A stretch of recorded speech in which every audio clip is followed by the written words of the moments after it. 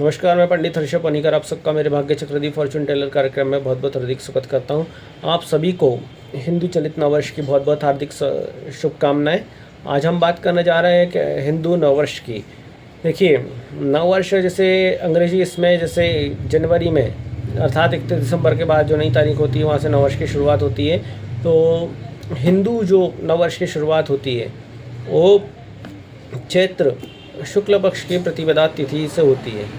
इसको हम ज्योतिष दिवस के रूप में भी मनाते हैं।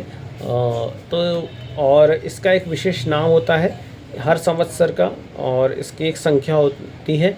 जैसे ये जो संवत्सर है 2 विक्रम संवत, विक्रम राजा विक्रमादित्य को समर्पित है। इस संवत की शुरुआत हुई थी और ऐसी मान्यता है, शास्त्र प्रमाणित है कि ब्रह्मा जी ने इस दिन सृष्टि की रचना आरंभ करी थी। तो इस दिन प्रातःकाल स्नान आदि से निवृत्त होने के बाद में सभी परिवार के लोग नए वस्त्र धारण करें, पंचांग का पूजन करें, किसी ज्योतिषी के पास जाए उनका पूजन करें और उनको कुछ मिष्ठान अवश्य खिलाएं और उनके द्वारा नए वर्ष का वर्षफल अवश्य सुनिएगा। और गणपति पूजन के साथ में पंचांग का भी पूजन करें। और यहाँ पे जो है महाराष्ट्र के क्षेत्र में इसको गुड़ी पाड़वा के रूप में भी मनाया जाता है। इस दिन एक गुड़ी उबारी जाती है, अर्थात एक डंडा रहता है, उसको कलश रखा जाता है और उसको वस्त्र वगैरह अलंकृत किए जाते हैं। क्योंकि ऐसी मान्यता है कि इस दिन भगवान श्री रामचंद्र जी का राज्याभिषेक हुआ था और सब लोगों ने गुड़ी अर्थात विजय पताका माना जाता है, तो विजय के रूप में दिवस अवश्य मनाया था। और नववर्ष की शुरुआत है तो नए वस्त्र धारण किए जाते हैं। और इसी के साथ में श्री रामचंद्र जी के जो जन्मोत्सव के नवरात्र हैं उनका भी प्रारंभ होता है।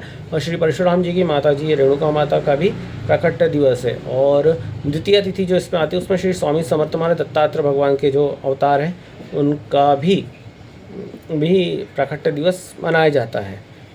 और इस दिन क्या करना चाहिए क्या नहीं करना, देखिए इस समय हो सके तो किसी वाद विवाद को टालिए, सबसे प्रेम भाव से रहने की कोशिश करिए और जितना हो सके मौन रहने की कोशिश करें। और नया वर्ष की शुरुआत है प्रफुल्लित प्रसन्नता से रहें और प्रातःकाल स्नान से निवृत्त हो मंदिर को जाएं।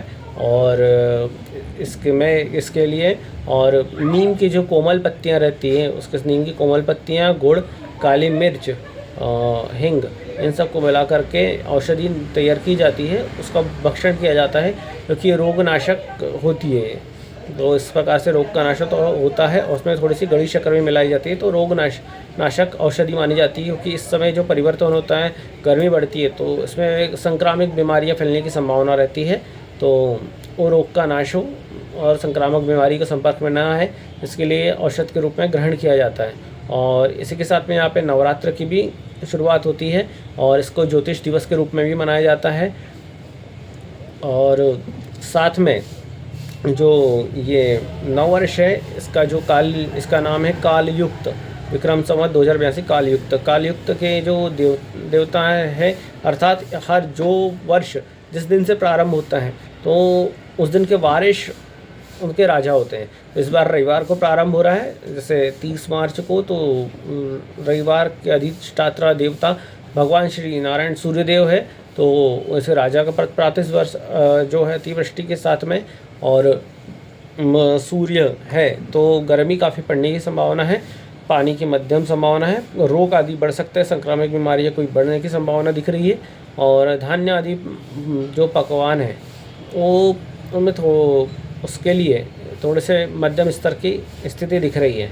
और ख़ास करके जो है सूर्य जिनकी पत्रिका में उच्च का, उनको जैसे मेष राशि में सूर्य उच्च के होते हैं, इनका अप्रैल का जन्म होगा तो उनके लिए अप्रैल से मई के बीच उनके लिए ठीक है स्थिति, अच्छा वर्ष रहेगा। और मंगल भी क्या भी है, तो सूर्य के देवता मंगल है, सूर्य के मित्र मंगल है।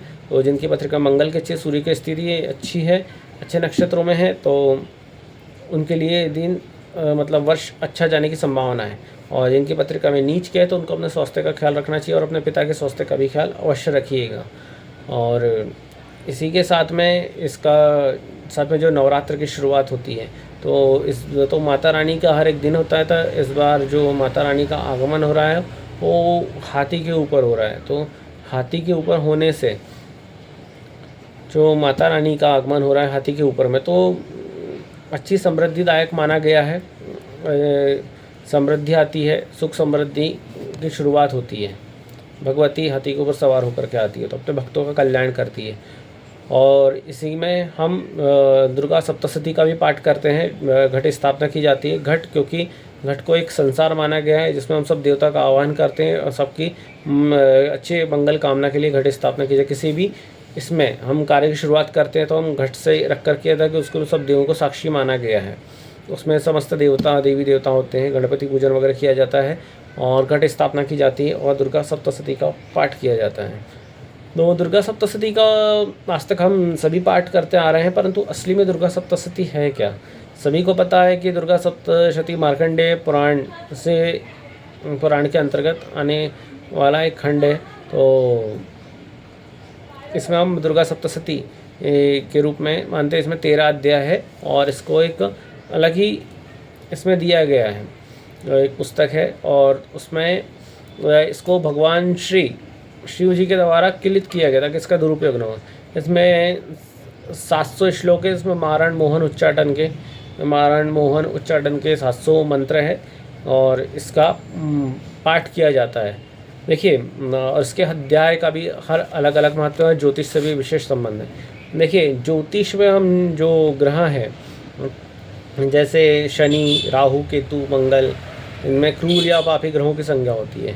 तो मनुष्य में जो विकार उत्पन्न होते हैं इन्हीं ग्रहों के कारण होते हैं। जैसे काम, शुक्र, राहु है तो शुक्र वैसे तो धन का कारक है, वैसे काम का भी कारक माना गया है। तो मन में कामुकता के विचार उठना, और जैसे राहु है तो लालच में आना, सूर्य है तो अहंकारी प्रवृत्ति होना, क्रोध, लोभ, राहु लोभ भी है, ठीक है, और शुक्र भी लोभ है, मोह भी है, चंद्रमा मोह है, शुक्र मोह है। तो मोह माया डालना, माया, राहु को माया की संज्ञा दी गई है ज्योतिष में, खास करके कलयुग का राजा माना गया है। तो दुर्गा सप्तशती का पाठ करना काफ़ी विशेष फलदायक माना गया है। जैसे इसमें जो 3 चरित्र होते हैं, प्रथम, मध्यम और उत्तम, जिनकी 3 देवियां हैं, महाकाली, महालक्ष्मी और महासरस्वती। जो प्रथम 3 दिन होते हैं भगवती महाकाली को समर्पित है और मध्य के 3 दिन जो होते हैं महालक्ष्मी और अंतिम के जो 3 दिन होते हैं सरस्वती जी को समर्पित होते हैं। तो देखिए, तीनों देवियों का कार्य है कि काली जो है, लोग काली जी को गलत केस में जानते हैं। जैसे प्रथम अध्याय में वर्णन आता है कि ब्रह्मा जी जब मधु कैडब 2 राक्षस भगवान विष्णु के कान के मेल से पैदा हुए तो वो ब्रह्मा जी की तरफ झपटे मारने के लिए। तो भगवान विष्णु जी तो योग निंद्रा में सोए हुए थे चिरकाल की। तो ब्रह्मा जी द्वारा, विष्णु जी चिरकाल के नाम से, तो ब्रह्मा जी द्वारा महामाया की स्तुति की गई योग निंद्रा की। तो उनसे उनका वो बाहर आए और उन्होंने उनके साथ में युद्ध किया मधु और केडब के साथ में। तो देखिए, मधु और केडब कान के मेल से उसके, तो ये लालच है। मधु अर्थात मीठा, तो जो ज़्यादा मीठा बोलता है उनसे बच कर के रहिए। और जो केडब है, मधु केडब, तो जो कान के मेल से उपजे थे, तो जो आपके कान में गलत अफवाहें फैलाते हैं, ऐसे लोगों से सावधान रहिए, ऐसा कार्य मत कीजिए। तो कान के मेल से तो गलत कोई आपके कान में कुछ बता रहा है तो उसके ऊपर स्वयं का रिसर्च कीजिए और उसको वारण कीजिए, क्योंकि काली का जो इसकी जो अध्याय की देवी है भगवती माता काली है। तो काली का कार्य राक्षसों का संहार करना, अर्थात काम, क्रोध, लोभ, मोह का संहार करना है। वहीं अगला जो अध्याय आता है भगवती लक्ष्मी का, तो लक्ष्मी जी द्वारा भी युद्ध किया गया, जो आपके जो ब्लॉकेजेस है वो हटाती है। जहाँ आप काली जी की पूजा करने के बाद आगे बढ़ते हैं तो आपके जो ब्लॉकेजेस है, आगे बढ़ने में आपको दिक्कत आती है, आपको धन धान्य से पूर्ण करती है। और अगला जो अंतिम जो चरित्र आता है सरस्वती जी द्वारा, तो आपकी मनोकामना पूर्ण करती है। यहाँ देवी जी द्वारा वरदान भी दिया जाता है कि आपकी सभी मनोकामना पूर्ण करें। जब भी आप मुझको याद करोगे तो मैं आपको अवश्य हाजिर होंगी, आपकी मतलब मदद करने के लिए। अपने भक्तों को एक अभय वरदान दिया जाता है। और क्यों यहाँ पे सरस्वती जी का आता है तो ज्ञान की देवी मानी गई है।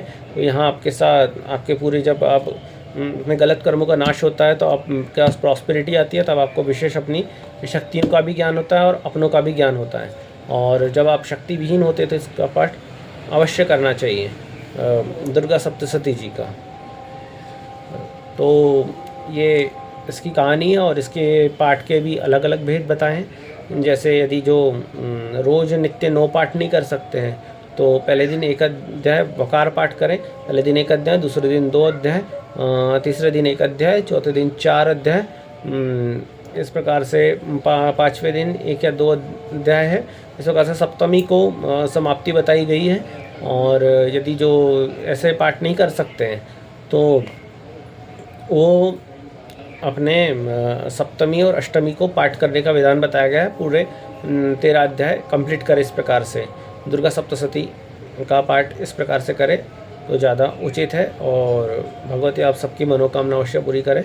और जाते जाते कहना चाहूँगा कि ये नववर्ष आपके लिए मंगलमय रहे और आप सबके कष्ट दूर हो।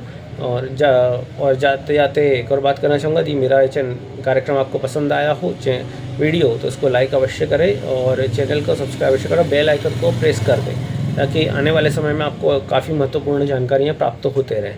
और धर्म प्रेमी बंधु के साथ अवश्य शेयर करें।